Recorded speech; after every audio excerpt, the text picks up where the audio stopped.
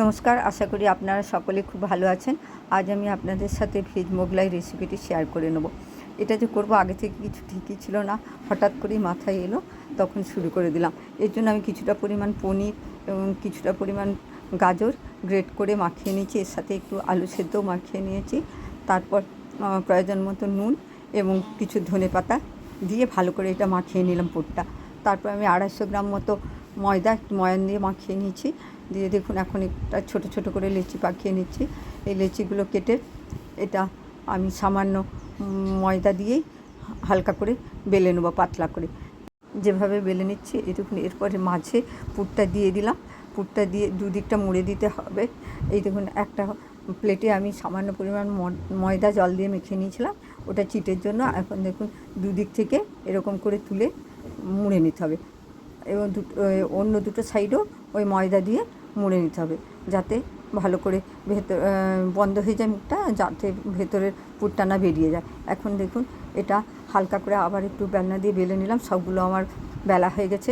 অন্যদিকে আমি গ্যাসে একটি কড়াই চাপিয়ে দিয়েছি এবং সাদা তেল গরম করতে দিয়ে দিচ্ছি। তেল গরম হতে হতে আমার সব পরোটাগুলি তৈরি হয়ে গেছে। এখন দেখুন, আমি গ্যাসের আঁচ মিডিয়াম টু লোতে করে দেবো, দিয়ে একটি একটি পরোটা আমি দিয়ে দিচ্ছি। দেখুন, এগুলো আমাকে গোল্ডেন ব্রাউন করে উল্টে পাল্টে ভেজে নিতে হবে, কারণ ভেতরের পুরটাও যাতে সেদ্ধ হয়। আমি চিজ দিইনি, আপনারা চাইলে ভেতরে চিজও দিতে পারেন। এইভাবে আমি গোল্ডেন ব্রাউন করে সব পরোটাগুলি ভেজে নেব। পরোটাগুলি গোল্ডেন ব্রাউন করে ভেজে ভালো করে তেল ঝরিয়ে ছেঁকে নিতে হবে।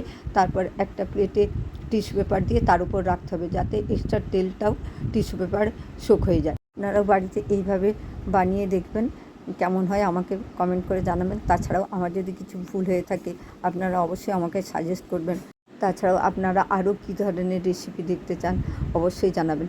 এটা যে এত ভালো হবে সত্যি আমি ভাবতে পারিনি। এখন দেখুন, আমার সব পরোটাগুলি ভাজা হয়ে গেছে। আমার 12-14টা মতো পরোটা হয়েছিল। এটা আপনারা সস স্যালাড দিয়ে পরিবেশন করবেন, দুর্দান্ত লাগবে। এখন দেখুন, আমি সস এবং স্যালাড সহযোগে মোগলাই পরোটাটি পরিবেশন করছি। এতে চিলি সস আর টমেটো সস, ধনেপাতা, কাঁচা লঙ্কা আর পুরো স্যালাড দিয়ে সাজিয়ে দিয়েছি প্লেটটা। খেতে সত্যি বলছি দুর্দান্ত হয়েছিল।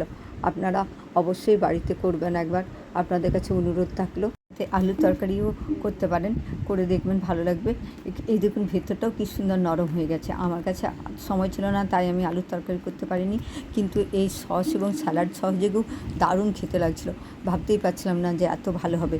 প্লিজ লাইক, শেয়ার, কমেন্ট এবং সাবস্ক্রাইব করবেন। ভালো থাকবেন, সুস্থ থাকবেন। দেখা হবে পরের একটি নতুন ব্লগে।